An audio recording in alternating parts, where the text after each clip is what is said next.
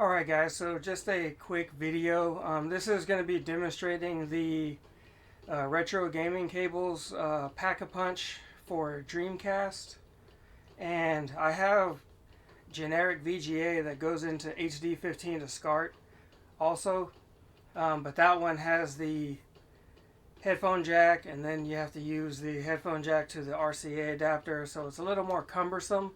And this is just one cable that just plugs directly into Scart, and for Scart I am using the RetroTINK 5X. And so as you can see on screen, and I'm going to tell you right now that visually it doesn't look any better than the previous setup I was using with the generic VGA cables going into the HD15 to Scart, but I just happened to search for these Pack-a-Punch cables because they're a little bit more convenient to use, and the interlace versus progressive switch that is on it is much easier to select when you need to switch it for specific games. Now, I found them on eBay. You know, these things are very hard to get, and they're usually pre-order within a minimum or small window. Either it's a small window or they just sell out really fast. I'm not sure, but I got lucky with the HD15 to Scart, and I was able to get that, and there was still like a 5-month delay after my order before I received it.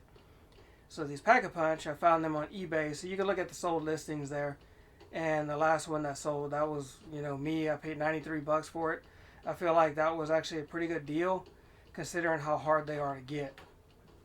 But either route that you go, like I said, you know, visually I believe they look the same, but I'm just going to do a demonstration here. So using Crazy Taxi, of course, and you know, I may just do like a 3-minute. I'll do a 3-minute run. 3 crazy minutes.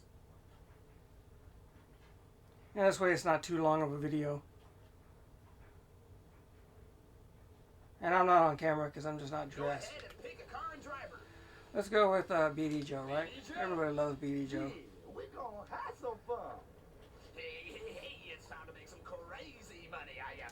So should I go through my RetroTINK settings here? So input is Scart. Output's 1080p fill.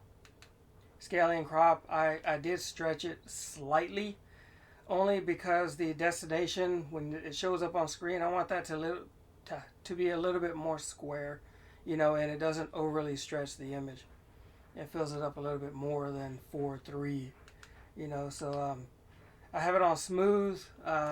You know, if you like those pixels, then sharp, that's the way to go for you. You could probably compare that to the digital, but I think the digital is a little bit better than this and has more vibrancy when it comes to the colors, but I don't have one, so DC digital.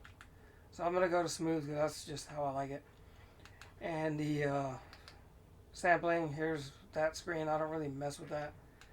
Post processing, here's what I have. Generally I play with scan lines, but I don't have any for this video because I want you to be able to see what the game looks like without scan lines, because not everybody's gonna have that. So there you go. The preamp filter is +3, which is the sharpest it can go, because here you go, it's -5, and then to 0 is your standard. It's kind of blurred. It looks like analog signal, like 360p maybe. So I sharpen it. This, you don't have any access to use any of that. Nothing changes. You can't mess with it. This right here, I have that on strong. Not really sure a whole lot what it does, but you know, I keep it on strong. And this one, it was recommended to turn it off because it looks better. The colors do look a little bit better. And then HDMI, here's your triple buffer, locked to 60 Hertz. Color space is RGB full because I don't like this. And then there you go, on-screen display, save and load profile. You know, and I'm on 2.71. It's not the latest firmware because I don't want to erase all my profiles yet to update. So yeah, here we go.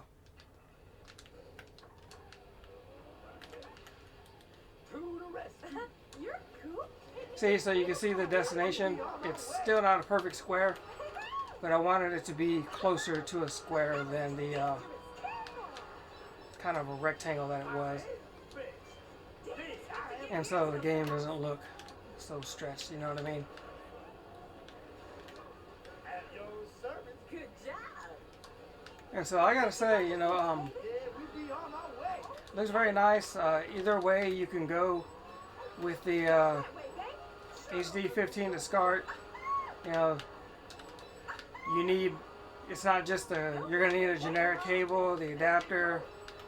You're going to need a headphone jack adapter to go to RCA, and then you might have to trim part of the metal on the Scart cable. I did a video on that Come on, get it. because the adapter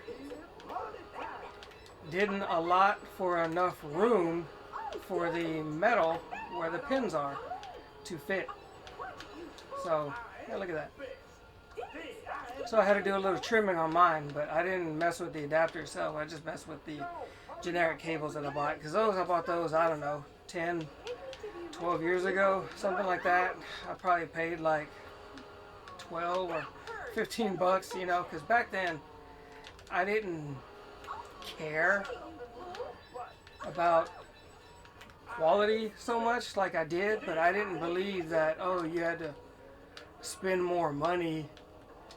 You could buy generic and it's just as good. That's how I used to think, you know, back then. And it's been the last few years, probably more than a few years now, that I've realized that you do get what you pay for. And so that's where this comes into play. This is just another more convenient cable that you can get if you can get your hands on one. There actually is one on eBay right now. You can buy it for $250, and that does seem like a lot of money, but the seller is selling like 5 different retro gaming cables with it. So it's not just the Dreamcast. So the value is there, in my opinion. You can bid on it. I think the starting bid is like $200. So the value is there, but if you only want one cable and you don't want the Sega Genesis or the Super Nintendo cable that that's in the listing, then I don't know, maybe you can contact the seller and say, hey, can I give you $100 to get these, because the last one sold for this price. I'll pay you $100, or I don't know what they would want for it, but come on, let me make this. I'll make it. I don't get stuck. There we go. Look at that. $1,000 a minute. So there you go. Check on eBay if you're interested in that listing. It's not mine, of course. But yeah, thanks for watching, and I will see you in the next video. I will actually see you in the next video, because I'll probably be dressed and ready to make a video, because right now it's just about 4 o'clock in the morning, and I've been just lounging around being lazy and whatever. But anyway, I will see you in the next one.